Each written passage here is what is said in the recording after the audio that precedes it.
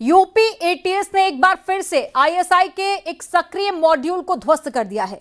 गोरखपुर और बाराबंकी से 2 संदिग्ध आतंकियों को गिरफ्तार किया गया है। दोनों आरोपियों पर पाकिस्तानी गैंगस्टर के साथ में मिलकर देश में हमले की साजिश रचने और संवेदनशील जगहों की रेकी करने का आरोप है। आपको इस रिपोर्ट में दिखाते हैं।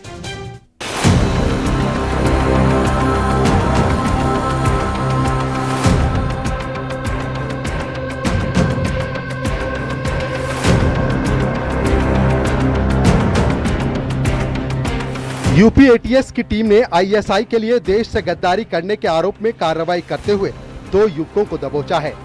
एक तरफ बाराबंकी का दानियाल अशरफ, दूसरी तरफ कुशीनगर का कृष्णा मिश्रा। दोनों पर एक ही तरह के गंभीर आरोप हैं। पाकिस्तानी खुफिया एजेंसी आईएसआई के लिए काम करने का और भारत में आतंकी हमले की साजिश रचने का।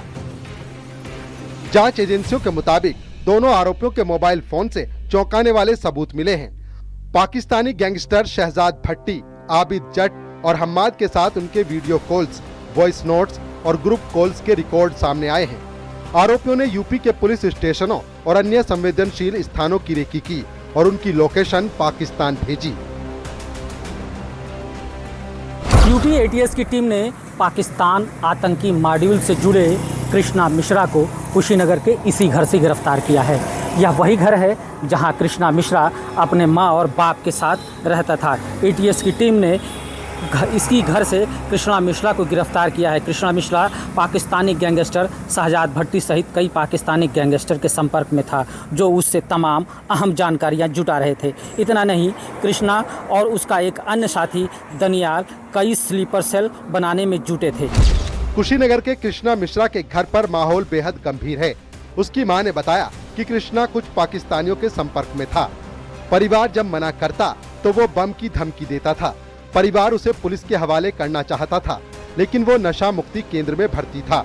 जैसे ही घर लाया गया, एटीएस की भारी पुलिस फोर्स के साथ छापा पड़ा और कृष्णा को गिरफ्तार कर लिया गया। उसके नंबर से विदेशी पाकिस्तानी किसका था, उसी का आया था। उसके बाद जब आपको जानकारी हुई, उसके बाद आपने क्या किया? तो जानकारी हुई भैया, तो हम बोले कि ठीक है, हम इसको थाने में पेश करेंगे। तब तक हम थाने में जाने वाले थे, इसको हम छुड़ाने चले गए क्योंकि नशा मुक्ति में था।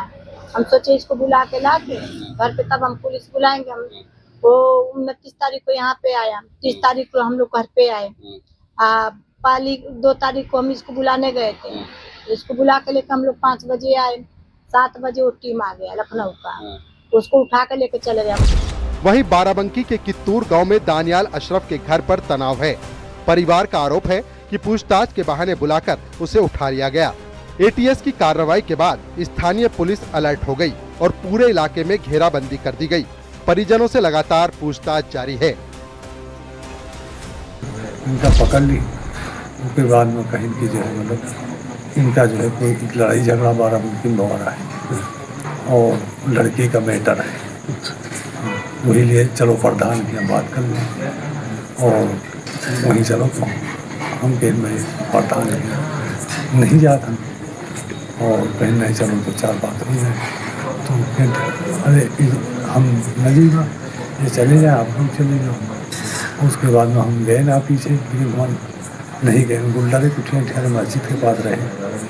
उसके बाद में ये गाड़ी में बैठा लिए, लड़का एक आवाज़ बोला तो हम फिर काम हो गया। तो वहाँ जाए जाता है तो नोकिन हुई है, तो